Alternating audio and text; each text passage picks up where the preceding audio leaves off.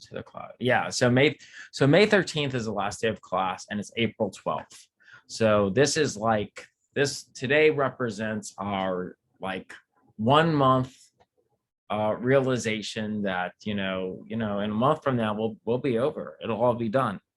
So I want to take a small break, pause, and check in with everybody and ensure that everyone's feeling okay about their projects, that they feel pretty confident about their proposal and their specification. We can talk about it during this lecture hour.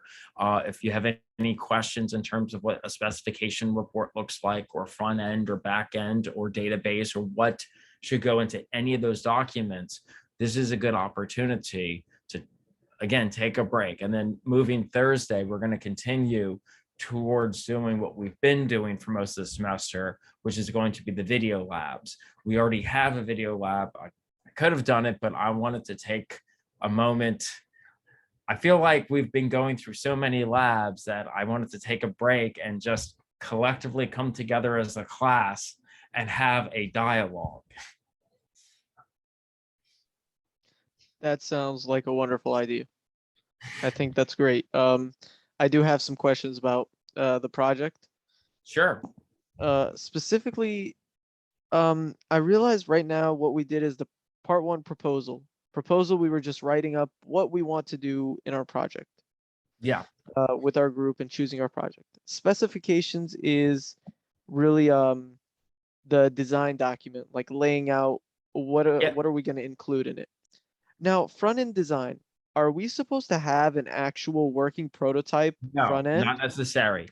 Let me show you what I would think of as a front end. So a proposal is like the elevator pitch. This is like, I've identified a application where like it'll solve some problem, and that's what I'm going to make. Like the proposals effectively pretend like you were going in front of like an angel investor, and you're like, this is a quick idea, and they're like, oh, that sounds interesting. Why don't you list out like a more complete version of that and do a presentation to me? So that's what the role of the proposal is. The specifications is, okay, let's specify what are the requirements of our application. Like before we start putting a lot of time into it, what are we going to need to build it? You can think of that as like if this were akin to baking a cake, the specifications would be like figuring out what ingredients you're going to need for that recipe. Does that kind of make sense? Yes. Okay, so then the front end design does not have to be a complete actual working unit. What that can be like is in the lab we did not too long ago. Let me bring it up. This REST API front end. It could be something similar to the goal 0 here. So here wait, hang on. Let me get to it. Everyone can see my screen too, right? Yes. Okay, perfect. So do you recall how I said we were going to create some mock-ups before we did any implementation? And then I crafted a play-by-play on how I navigate from one view to another. That's what a front-end specification is going to do. It's going to identify, well, what are the different views the front end of your application is going to need. And anytime you have like a button click or a hyperlink that allows the user to mutate the view, you should have like a diagram that goes to this. Like this could actually be a little bit nicer. Like I could have created something that like created a flow chart, but this works as well. Like I numbered them and I'm like, well, if I go to option 1, that brings me to option 2. And if I press this button here, it brings me to like view 4. And if I hit the submit button here, it either brings me back to view 4 or it brings me to view 5. Nice. So, and notice what I'm doing here. And this could be hand drawn. This could be done with just simple geometry that's done in like PowerPoint. I think I created this in PowerPoint. Or like if you wanted to create a mock-up, you can, but it's not necessary. At this stage, it's just specifying, again, this is all part of the planning phase. So you don't have to have started implementing, although you can start implementing this. I'm not going to discourage those who want to implement mock-ups and actually have demoable mock-ups, because that might save you some hassles in the future. But at this phase, I'm not expecting any actual code. I'm just having you lay out your application in a more concrete form, bit by bit. So it starts by just a thought. Then you kind of figure out what the recipe is going to be to craft it together and what the base specifications are going to be. Then you imagine what the various views are and how you're going to navigate to the view. So essentially, like, you're thinking of the logic, but you're not implementing it yet, right? And also, I want to say another part of the front end specification is not just, so you can think of a front end, the front end part of your application of a full stack app, as servicing the user, right? So it has to constantly be rendering displays to the user that are viable for the user to produce an input. But then when it gets the input, if it can't handle that request by itself, then another aspect of your front end document would be, well, some of these requests aren't going to be managed in the browser. It's going to be managed by some other backend service. So you can start to specify what responsibilities the browser portion of your application is going to handle versus what it's going to outsource to a to the web server. Does that also make sense? Yes. And So so we'll just specify what it looks like. exactly. And so what really you're trying to do, what the big goal of this front end document is doing, is you're crystallizing what the roles and responsibilities of the browser portion of your application is going to do. What views does it have to maintain? How's it going to transition between the multiple views? And what is it going to rely on internally to be able to contribute towards the overall application versus what is it going to rely on in terms of backend services? And you don't have to define the backend services really well. You could just say, yeah, this application will send these requests to the web server to get processed, but it's going to be able to do these tasks internally. And then later on, when you do your backend, your backend document, you can then, you have an expectation of what your front end's going to rely on. So then you can address, okay, well, we're going to have to create a REST API that's going to serve these requests from the front end, and it's going to process and deliver these results. And you can start to see how it helps crystallize all these things before you start coding it. And it gives you a good framework to implement when the time comes to start implementing out your project. And so, like, again, going to the back end, then when we start designing our backend document, let me go back to this lab and use this as a reference point. I would then have a collection of like APIs, right? Like this, where I would have the routes, I would have the kind of HTTP methods, I'd have whatever the required data is, and then just a quick description. So essentially, I would be defining an API, and I could kind of know what this API is going to look like based off of what the client said is going to defer to the web server. All right. For these, this is called like a wireframe, and we can actually draw it out and have like a way of using it. Do we have to include like user journeys with this one? Like, do we have to show you what happens when we press or like examples of how some people have used it? Yeah, it would be preferential to include user journeys. And just to, I guess, better define that term for those of you who are not aware, a user journey implies, I think what it means to imply with those two words coupled together, it's the journey from initial page load or wherever the view is towards whatever the end goal is from the user. Like going back here, the user journey for our number guessing game would be, and this really helps because instead of making it like a choose your own adventure, you're actually articulating what the sequence of views are and what's propagating it. So I do like user journeys, and user journeys are very common in these kinds of reports. But an example of user journey is, a user would go ahead and they load into the index page, and they have the option to start a new game. So they press the new game button and it loads to the game menu, and they select to put in a min and max value and click start, the web server will go ahead and spin up a game and deliver to the client. See, so we're even able to kind of mention into there how these requests are happening. Anyway, then the game page will load and it will give a game ID so that that user can then share their game ID with any other player. And then I can start a new journey. I'm like, and then player B gets a game ID from their friend. They go to the index page and they select to press the join game button. That brings them to the join game menu where they input the game ID, and that pre-existing game with player one would then load. And so notice we can start taking and defining these user journeys in a way that you can start thinking about what has to happen for you to service the way that your app would work functionally in practice. That makes a lot of sense. That's good. Now, with this project, I realize that we have like a group, or we're supposed to work within our group. Are we allowed to talk to other people within the class to like You kind can of get talk to input from however them? many Like maybe people have you them be. Yeah, you can have open dialogue. You can do, yes. I encourage everyone to be able to cross communicate and make it like a collaborative social thing. And if one person finds or debugged one thing, or if you're having an issue, post it into the general chat. If you're getting, and maybe it's possible that someone else had also come across that issue and solved it.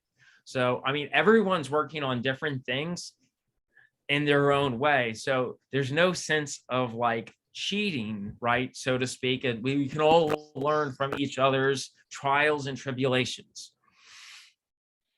And in fact, one of the best ways, and so the unfortunate thing about academia is that there's usually a strong emphasis on like not wanting you to look at solutions to other things. But honestly, as a software developer, the best way that you will grow and learn how to just produce better code is to read other people's source code. And so I wish that's something that we did more often inside the curriculum. And I highly, highly encourage that we have that opportunity. Which is like that. And so I try to promote that. Like, I think the showcases have done a great job. Everyone has had a chance to have the same set of specifications, but you get to see what everyone else is doing with that. And then let's see here. Let me get to the Moodle. I'll open, no, not that. That's, so yeah. I'll open these up just to make sure.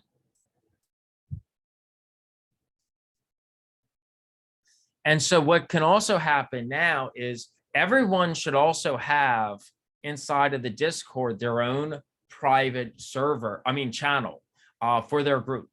And so this is important. Even if you are a one-person group, please contact me with a group name so I can get a group channel for you. Because at the end of the semester, part of your grade, and let me go to the rubric here. Part of your grade will also be contingent on the presentation, and the presentation, okay, so your final project demo, and a part of that final project demo will be providing feedback to your fellow peers, right? Meaningful feedback on what I like to call glows and grows. So the glows are the things of their application that you thought was really like good, that was well implemented, that was insightful. And grows are things that you saw that could be potential deficiencies that could potentially make it that much better. And so effectively, we can all evaluate each other's full stack applications at the end of the semester such that everyone can, if necessary, refactor it to be the crown jeweling portfolio piece that you might want to use it as. Anyway, the idea of stand-ups is really important, where you have an opportunity to not only implement things, but provide meaningful feedback, where you actually critically evaluate something and say, how could it have been made better? Or like, does this satisfy what I would want from this application? So yeah, like at this stage, we're almost here, right? Like at the front end design phase where we do the front end mock-ups and you think of the interactions and you think about, well, what kind of controllers would I need in the views as is handled by front end mock-ups and the tooling you might need for your front end. And then when you get to your backend design document, that's going to be more about deciding, well, what backend services. And what I mean by backend services, not just the ones that you yourself are going to design, but potentially external backend services that you might rely on, or external modules that you might have to install. What routes are you going to support? What are your endpoints going to be? What HTTP methods are you going to do? Now, I will give a word of warning here. So on the REST API that we did for our high-low game, we use only GET methods. But the reason why we did that was so that we could test out the backend server without having to build a front end for it. Remember in lab 10, we were able to test everything just from the browser by using the search queries.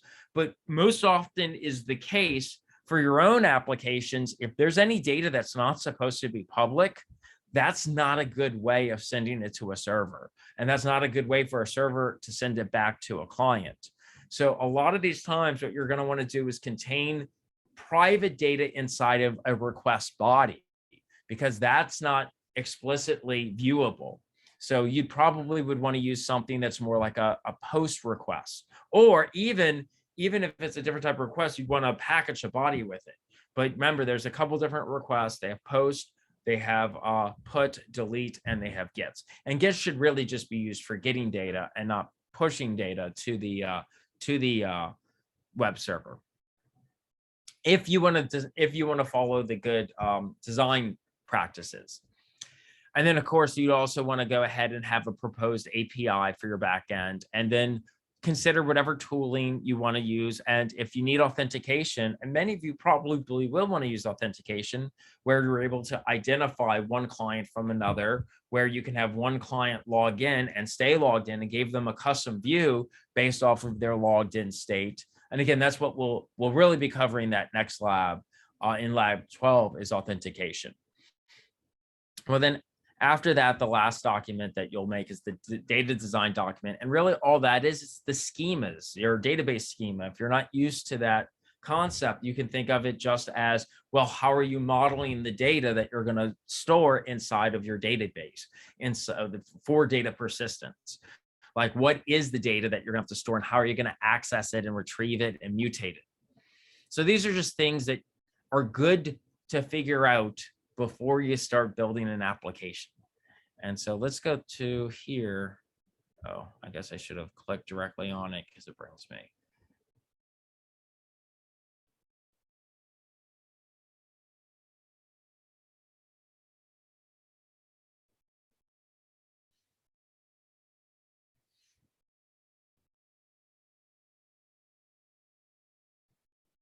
Okay, yeah, we already looked at this.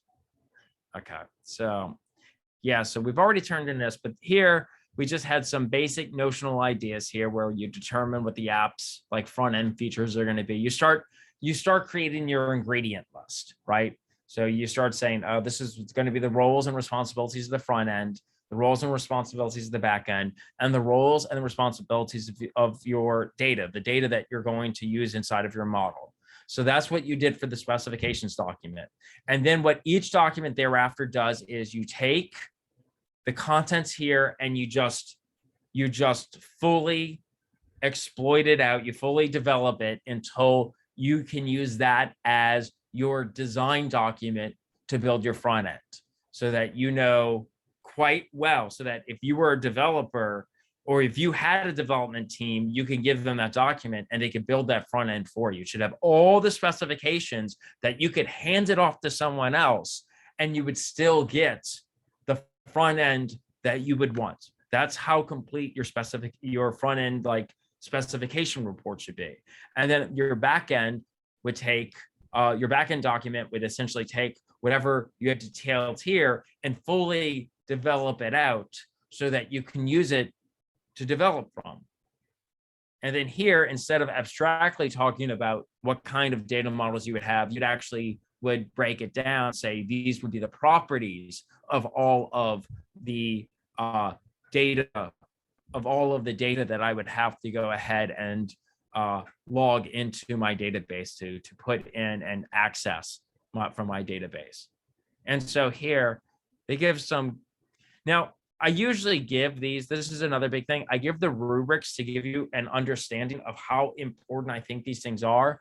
I'm pretty fluid with how I actually grade, but this is a good telltale sign of what you should be paying attention to for these types of design documents. So like having mock-up for a client design document should make up, you think of it more as 40% of the document. And the client logic, like what is happening on the client side, well, that should take up, like, say, for instance, 20% of the document. Like these are all important things to know. What are you going to outsource to the server? Now, you don't have to be very definitive on like how that works, because that's really the server's role. But knowing what you're going to send to the server is important. And then tooling and libraries, like whether you're going to use HTML or CSS or Bootstrap or React or Vue, or if you're doing like data visualizations, D3 or Plotly, like having an idea of how you might want to do that. Now, you're free to change that. Like none of this is set in stone, but having a plan is so important before you start developing an application of this scope. So you might start, like, say, for instance, let's say for data visualization, you decide to use Plotly. And as you start to use Plotly, you realize, hey, this is kind of a limited tool.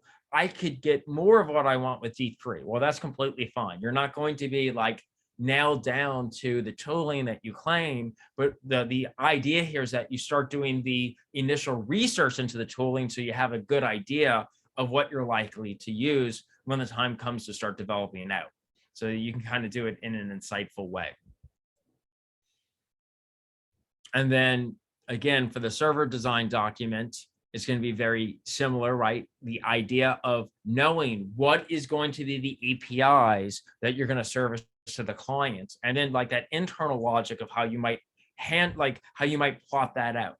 So like for each of these endpoints, right, you have to define some kind of server level data processing responsibility.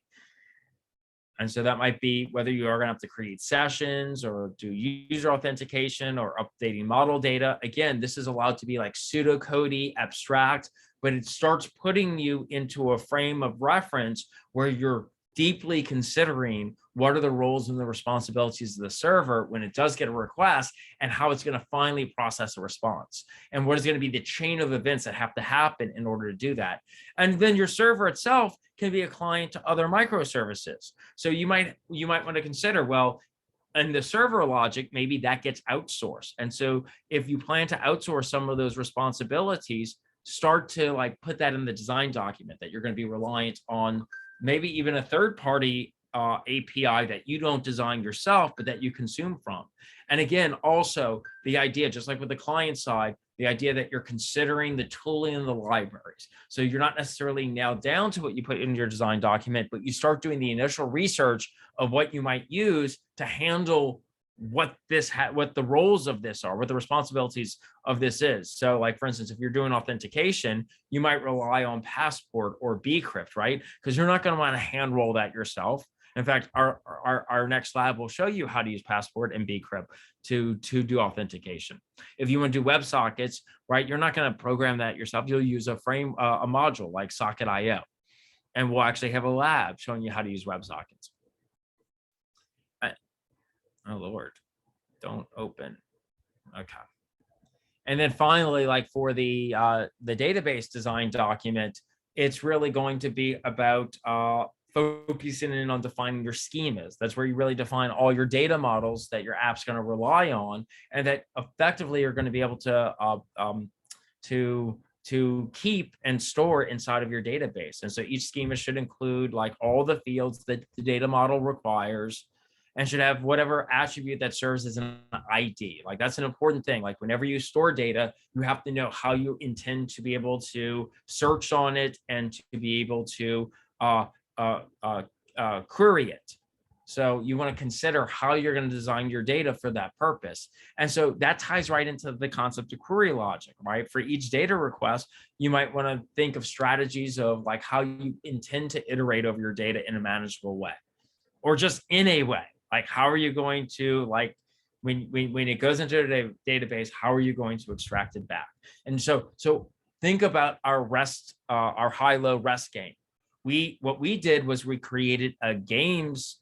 We didn't use a database, right? But if I wanted to state for a database design for that, effectively what we did was we created a dictionary, and we had the game IDs, which were the keys, and the values were the game objects, the JSONs that represented the game states. And each one of those JSONs had the min, it had the max, it had the passcode, and it had whether the game was over or not.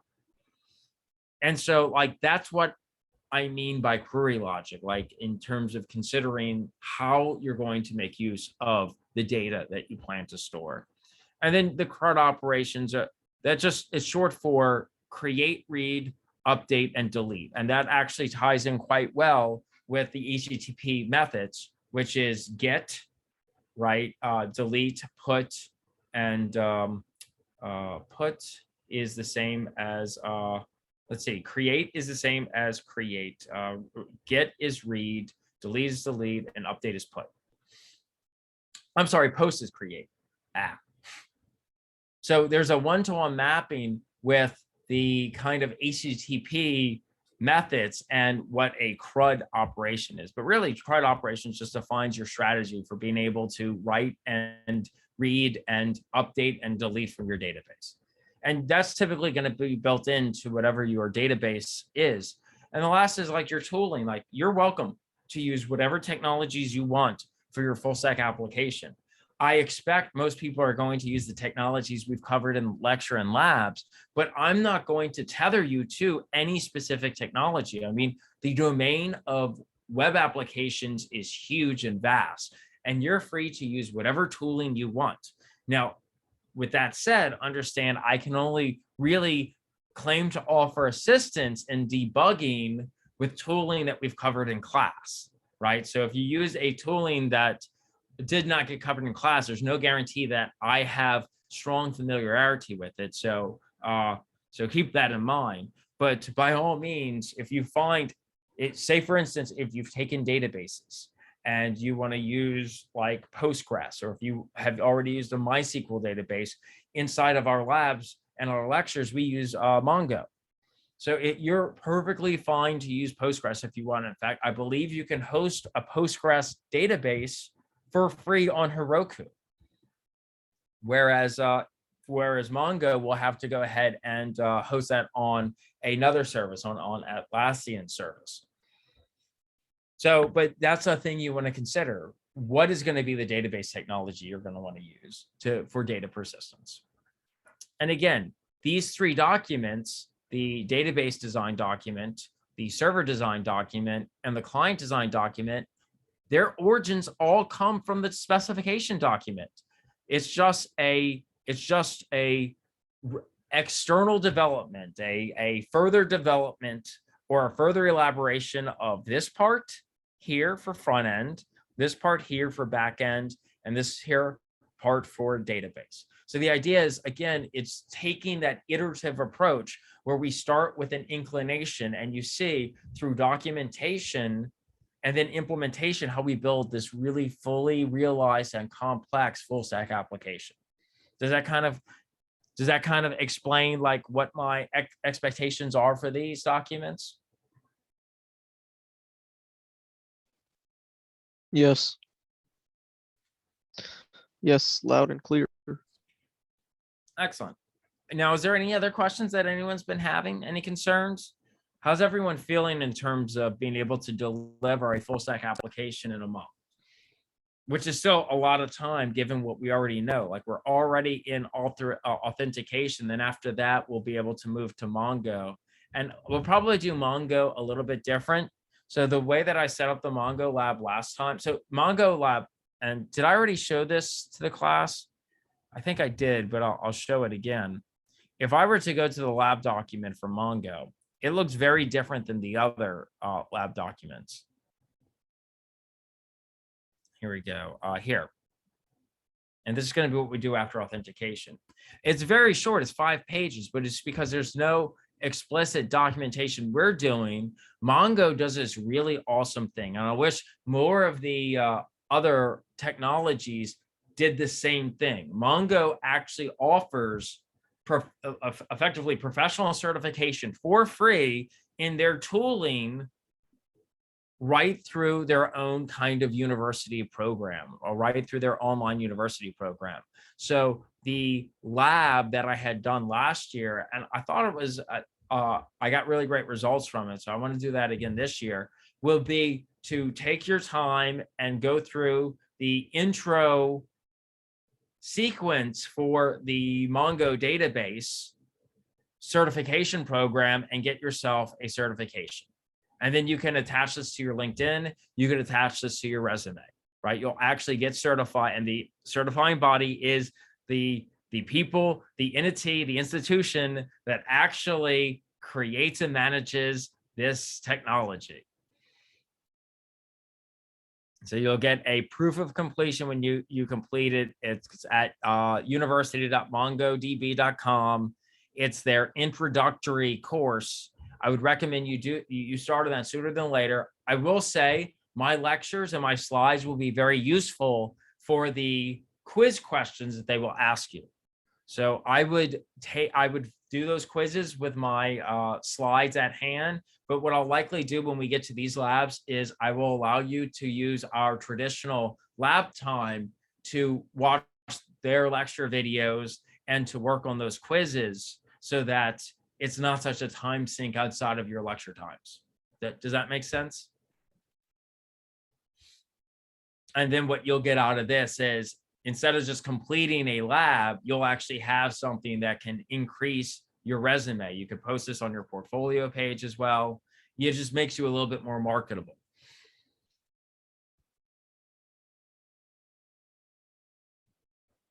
So yeah, moving forward, we'll do the authentication lab. Then we'll take some time so everyone can get certified in Mongo. And the certification should easily teach you enough to be very comfortable using Mongo as your data. Now, one nice thing about Mongo is it effectively stores data as JSONs, as JavaScript object notations, as JSONs, which is great because that's exactly how we serialize our JavaScript. So it makes it very easy to take our in-memory state from our web server and push it into data persistence and to extract it back out. So Mongo's very nice, since we're doing a full stack JavaScript full stack application.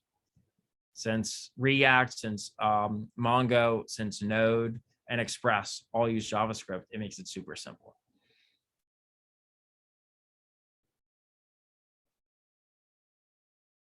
Okay, I don't know how I got off onto that. Oh yeah. And then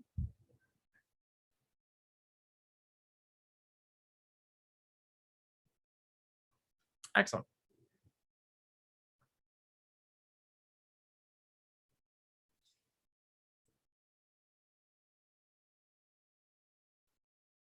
Okay, so with that said, so we covered the design documents and the expectations of what we're looking for with that.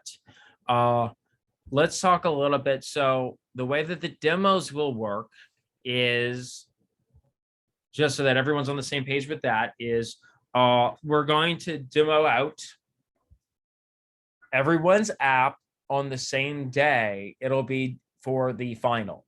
So what day is our final? Let me see here.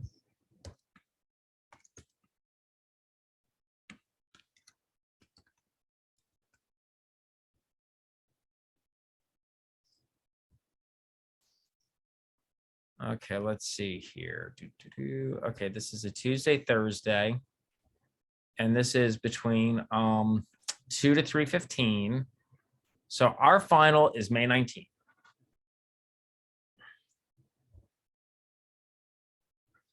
So May 19th from 12:30, from noon 30 to 2:30. So we'll have a 2-hour block.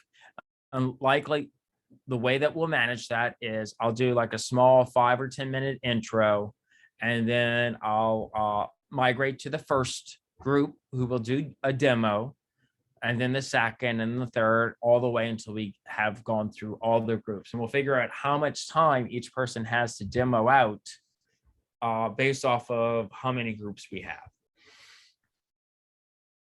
Now, what I'll likely do is, for the demo day, you'll be doing a demo for the class and for Dr. Usually Dr. Samuel will come as well. Ben Samuel will also be a part of that. And I might send an invite link to anyone else who was part of this class moving forward, which means after this class is done, if you decide to stay as part of the like web dev community, you can continually give feedback to future groups of students and sit in on their demo if you want, or you can check out the showcase page, like I think what you've seen happen already this semester, and check out what future batches of students will do. So like the objective here is to slowly build out a community of like UNO peoples who are now acclimated and trained in web development in some kind of way. And as you find employment, let me know. I'll actually elevate your roll up with that. Okay, so is there any questions in terms of like the demos?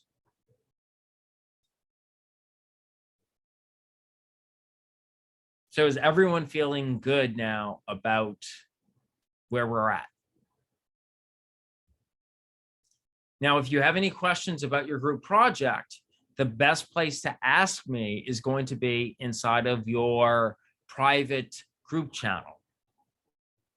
So we can set up, so like for instance, we can set up, if you want to get my insight on like your API or on your set of features, you can send a request to me directly in the group channel. What's going to happen is on demo day, I'm actually going to open all those channels up to become public so that all of you can go into each team's channel and give them your input directly.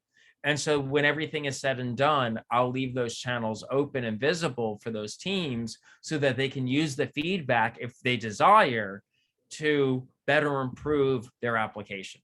So if you do decide to take the application you built over the semester and make it more complete, you'd have that opportunity. Now, obviously by no means are you forced to do that, right? The demo is the capstone project of our class, but I would like to think that the thing that you're building should outlast this particular class. Like you could make great, strong use of it as being a part of your portfolio and actually leave it deployed on whatever web platforms you use. Like, again, I show you how to use Heroku, but there's a number of cloud-based platforms that can host your applications. But you can leave those deployed as free tier and people can continually access them. So it's just a great opportunity to build probably one of the more complete applications that you will build throughout your academic career, hopefully leveraging you into a position to be able to get either an internship or a job.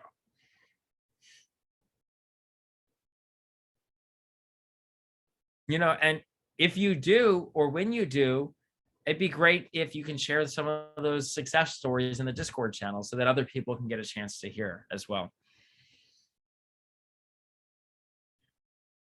Excellent. So here, let me also, since I have everyone live here, is there anyone who really wanted to be in a group but wasn't able to get into a group?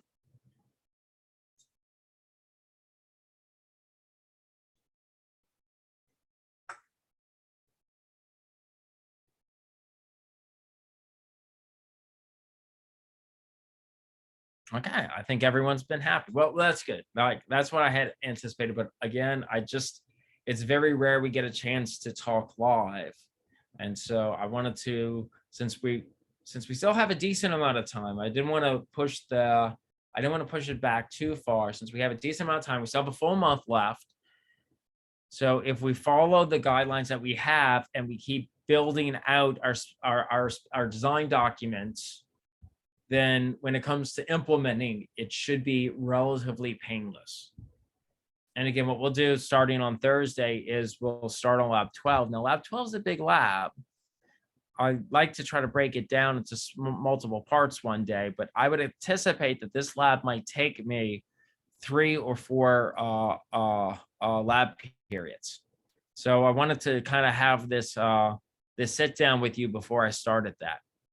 because it looks like it's going to be 16 steps, but there's a lot going on in this lab, because we introduced the concept of sessions, and then we'll do authentication, and then we'll do serialization, and then we'll talk about doing some server-side rendering. So there's a lot of concepts. It's a relatively large lab, but there's a lot of concepts embedded into it.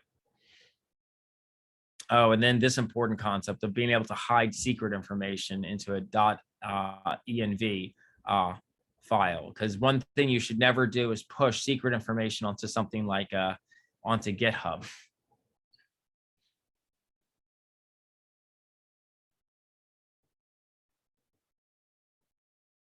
Well, is there any other questions that anyone has for me concerning because after today, because it's like right now, I mean, it's not like speak now or forever hold your peace, because you can always ask me these questions on Discord. But yeah, again, starting next class, we'll start with another whirlwind of finishing up labs, because what I'll probably do is it'll probably take us 3 or 4 weeks. I mean, three or 4 lectures to get through lab 12.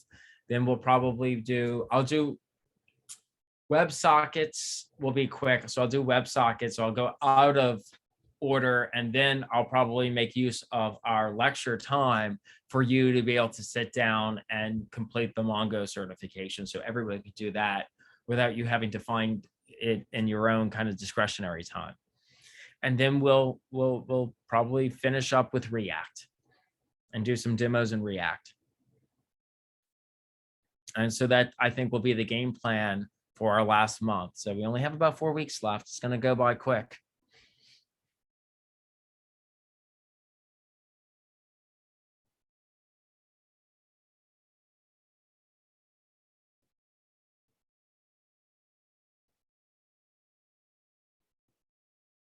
Yeah, so for the project documents, it's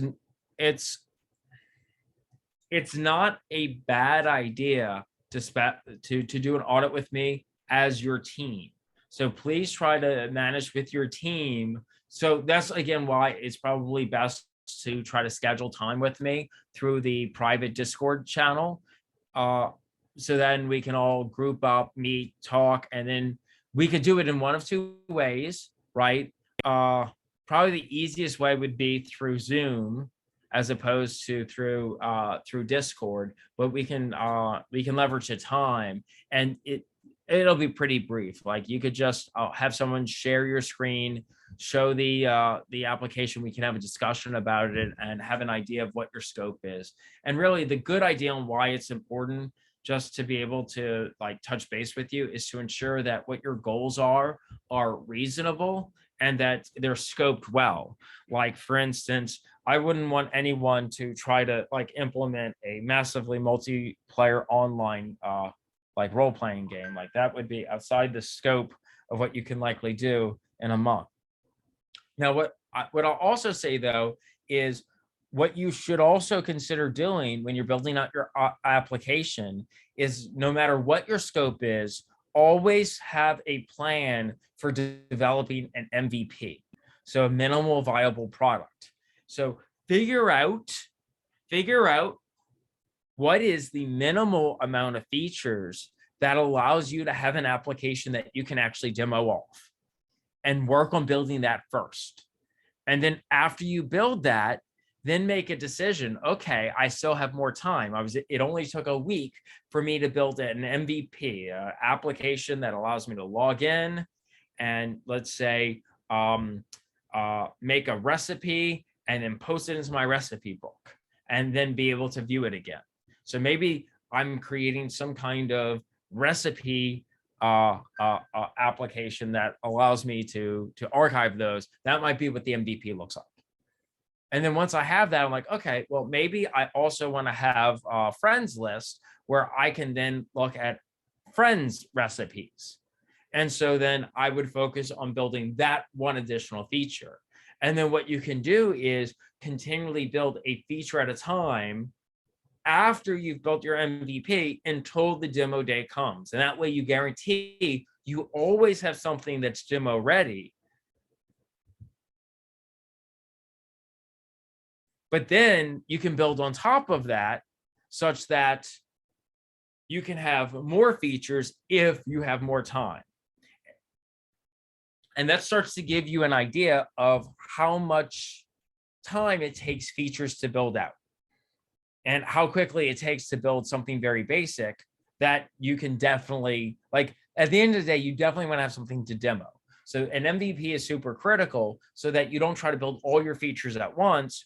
You drown yourself in feature creep, and then you don't have something that ends up building. Like, that would be not a good place to be when it comes to demo debt. So it's better to have something that's bare bones as opposed to having a lot of code but doesn't run at all.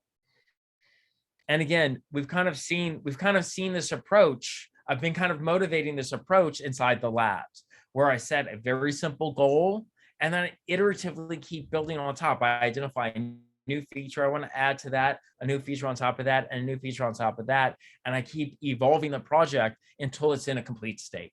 Until I feel like there's no more features it needs. It's finally fully realized. And so it's possible you might not get to the fully realized state of your app. It might be there's enough features in there that it might take months of development before you found your full realization of what you wanted. But certainly you can define an MVP, just a minimal version of it that is a demo so that you can kind of show off the idea. So again, I always highlight when it comes to any kind of development in my mind, this is an agile practice, starting with a base set of specifications and building from there and evolving the project over time. That way you constantly have the ability to specify, implement, and test. And then when you're happy, you can specify new things, implement, and test. And it helps prevent a lot of bugs and compatibility issues. And it just gives you a solid basis or foundation to constantly keep building on top of. It's proven itself to be a great design pattern for building out applications. And then in terms of the way you might even do this, in terms of breaking this down into teams, there's multiple ways you could do this. Obviously, one easy way would be to have people work on front end versus back end roles or responsibilities, but that's not the only way. You can also subdivide views or client side to across the team, so not one person's responsible for that. And you can also break your web server down into microservice systems, so it's possible that the web server can be built by multiple people in unison or in parallel to one another. And again, that's the beautiful thing about a web application, is that data is transmitted through HTTP, so it doesn't have to use a monolithic design metaphor, right? You can break it down into these smaller pieces that an individual person can work on at any time. And then once it's built, someone else can then use that and send requests and responses to it and whatnot. Like your web application, what's great about web applications is it doesn't have to be just one web server, right? You could literally have a dozen web servers that one client can communicate to, that all builds into being like this distributed software system. And the advantage of that actually is that you can pull a microservice down at any time, and it doesn't necessarily compromise your entire application flow. Like you might be able to toggle off that one feature that microservice would do, or kind of mock out what that data would be, but still keep the rest of your software functional and online. Excellent. Is there any other questions? That was a good question, and put me into the segue of talking about MVPs and the importance of thinking about delivering on a minimal viable product and evolving it as opposed to trying to build everything at once. And so, yeah, that's definitely a good practice to get into just normally. Like even if this isn't your last semester, if you're doing homework assignments, that's a good way to tackle homework assignments and not just like professional coding projects. If you have a large scale application, you could be, okay, how can I just read the document that I need to parse? And then once you do that, it's like, okay, how can I store it in memory? And then once you do that, you're like, okay, how can I do whatever simple processing has to happen to it? And then over time, you'll have completed the assignment without all the stress of having to consider all the complexities at once.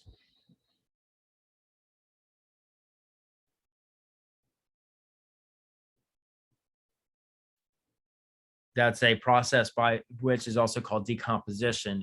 If that technical term hasn't been used before, that's decomposing a problem from complex into simpler parts, which is one of the things that one gets trained when going through computer science. It's one of the big like foundational principles. Let's see, is there any other questions?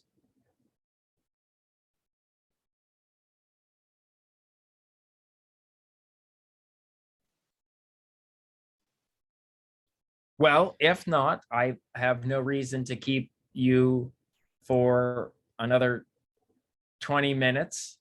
So if there's no other questions, I will give you this 20 minutes of time to either catch up on labs or to watch lectures or do however you see fit to use it.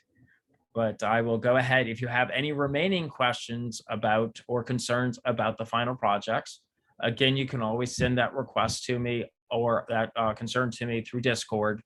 But I will see everyone on Thursday, where we will pick back up with our video labs, starting with lab 12, where we'll talk about authentication. Okay, everyone have a great day.